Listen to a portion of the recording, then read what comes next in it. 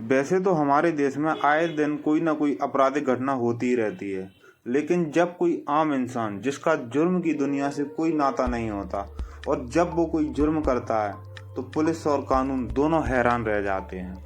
Dark truth में आज हम बात करने वाले हैं एक ऐसी शातिर महिला के बारे में जिसने एक नहीं दो हत्याएं की और उसके बाद भी पुलिस की आंखों में धूल झोंकती रही।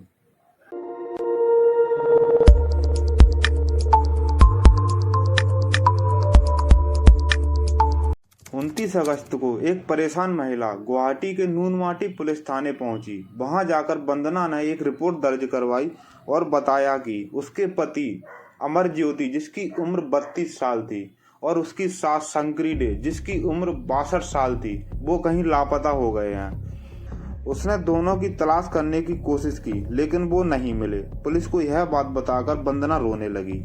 पुलिस ने उसकी शिकायत सुनने के बाद उसे मदद का भरोसा दिया और कहा वो जल्द से जल्द उसके पति और सास को ढूंढने की कोशिश करेंगे।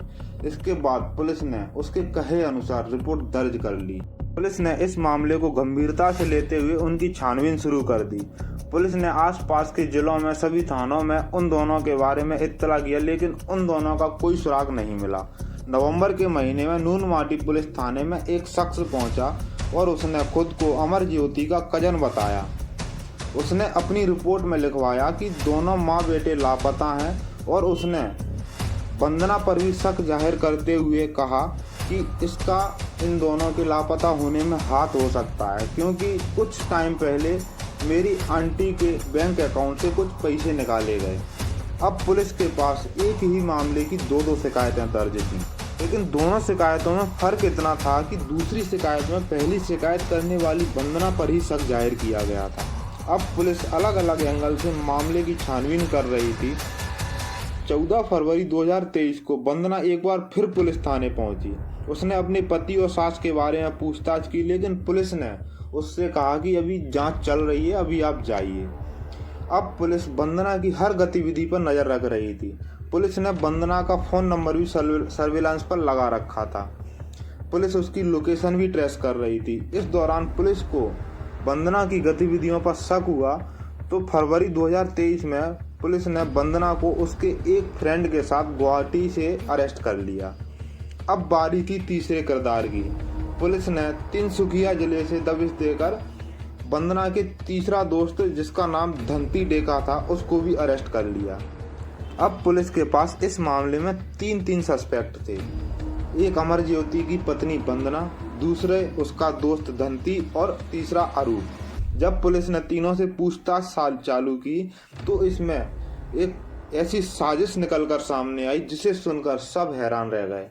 12 साल पहले अमर ज्योति और वंदना दोनों ने अपने परिवार वालों के खिलाफ जाकर शादी की थी, लेकिन बाद में अमर ज्योति की मां ने वंदना को अपनी बहू मानकर स्वीकार कर लिया और वो बढ़िया अपने साथ में रहते थे। लेकिन जैसे जैसे दिन बीतते गए दोनों पति पत्नी के बीच में झगड़े बढ़ने लगे। वंदना और अमर ज्योति के झगड़े इतने ज़्यादा बढ़ने लगे थे कि आए दिन कोई ना कोई बात पर झगड़ा हो जाता था। वंदना ने कुछ टाइम बाद जिम ट्रेनर की नौकरी ज्वाइन कर ली। पहले उसकी सास उसको सपोर्ट किया करती थी लेकिन बाद में अमर ज्योति की माँ भी उसको सपोर्ट करना बंद कर दी। यहाँ से वंदना और उसकी सास के बीच में खटास पड़ना स्टार्ट हो गई। अब वंदना के दिमाग में कुछ और ही खिचड़ी पक रही थी। वो इन दोनों से छुटकारा पाना चाहती थी और वो इन्हें अपने रास्ते से हटाना चाहती थी, लेकिन वो ये भी जानती थी कि ये काम मैं अकेले नहीं कर सकती, इसमें मुझे किसी न किसी की मदद लेनी पड़ेगी। उसने अपने दोनों दोस्तों को अपनी पूरी कहानी बताई और अपने इस खौफनाक प्लान में उन दोनों को शामिल कर लिया। वंदना एक मौके की तलाश में थी। 26 जुलाई 2022 को जब अमर ज्योति किसी काम से बाहर गया हुआ था और घर पर वंदना और उसकी सास दोनों अकेले थे। जब उसकी सास आराम कर रही थी तभी वंदना उसके बेड पर जाकर अपनी सास के मुंह पर तकिया रखकर उनकी हत्या कर देती है। अब उनकी बॉडी को ठिकाने लगाने के लिए जब वो अपने दोनों दोस्तों को कॉल करती है तब वो आकर तेज धारदार हथियार से उनकी बॉडी के छोटे छोटे पीस करते हैं और उनकी बॉडी के पार्ट्स को पॉलीथिन में रखकर जो पास में स्टेट लगती है मेघालय, उसका बॉर्डर क्रॉस करके अलग अलग जगहों पर उनकी बॉडी को फेंक देते हैं और वापस गुवाहाटी आ। जब अमरज्योति घर वापस आया तो उसने अपनी माँ के बारे में पूछा। तब वंदना ने बताया कि वो किसी काम से बाहर गई हैं, कुछ टाइम बाद आ जाएंगी। जब उसकी माँ घर नहीं आई तो उसने पुलिस को रिपोर्ट करवाने के लिए कहा, तो वंदना ने उसको रिपोर्ट करवाने से मना कर दिया और बोली कि नहीं, वो कुछ टाइम बाद आ जाएंगी। अब वो दोनों अपनी माँ की तलाश करने लगे थे। कहीं रिश्तेदार के यहाँ फ़ोन किया, कहीं मार्केट में ढूंढा, कहीं दूसरे ज़िले में जाकर जहाँ उनके रिश्तेदार रहते थे वहाँ जाकर देखा, लेकिन उसकी माँ कहीं नहीं मिली। धीरे धीरे इस बात को टाइम होने लगा। सब जगह तलाश करने के बाद अमरज्योति और वंदना दोनों अपने घर गुवाहाटी वापस आ गए। अमरज्योति ने कहा कि मैं पुलिस में रिपोर्ट करवाने जा रहा हूँ। अब वंदना को मौका मिल गया था अमरज्योति के साथ अकेले घर पर रहने का।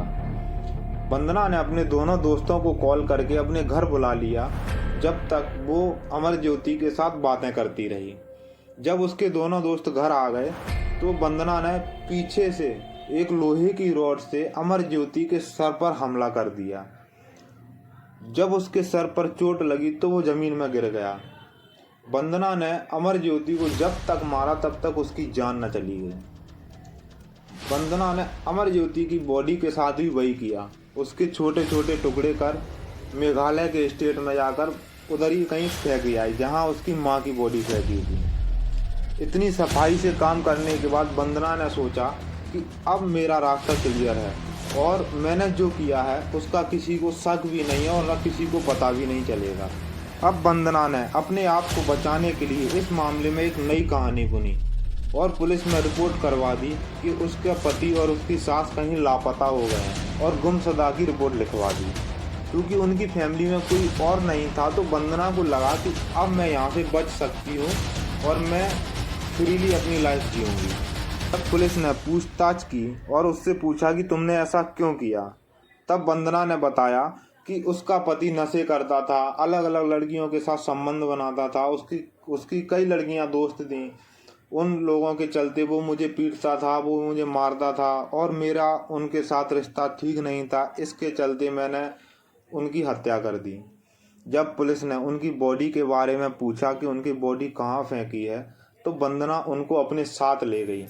जब मेघालय से जाकर वहाँ की पुलिस को इत्तला किया गया, वहाँ की मेघालय की पुलिस वहाँ आई और इधर से गुवाहाटी पुलिस वहाँ पहुँची। उन दोनों ने मिलकर बॉडी की तलाश की। बॉडी के कंकाल बन चुके थे। जब बॉडी का पोस्टमार्टम किया गया तो वो बॉडियां अमरज्योति और उसकी मां शंकरी की ही थी। इस मामले में वंदना और उसके दोनों दोस्तों को उम्र कैद की सजा सुनाई गई। तो ये था एक बहू अपने सेल्फ रिस्पेक्ट, अपनी चंद कुछ बातों को लेकर, छोटे मोटे झगड़े, कोई भी चीज़ें जो घर में होती रहती है उन चीज़ों के चलते इस हद तक जा सकती है कि वो किसी की हत्या तक कर सकती है। क्या इन मामलों को बैठकर नहीं सुलझाया जा सकता था?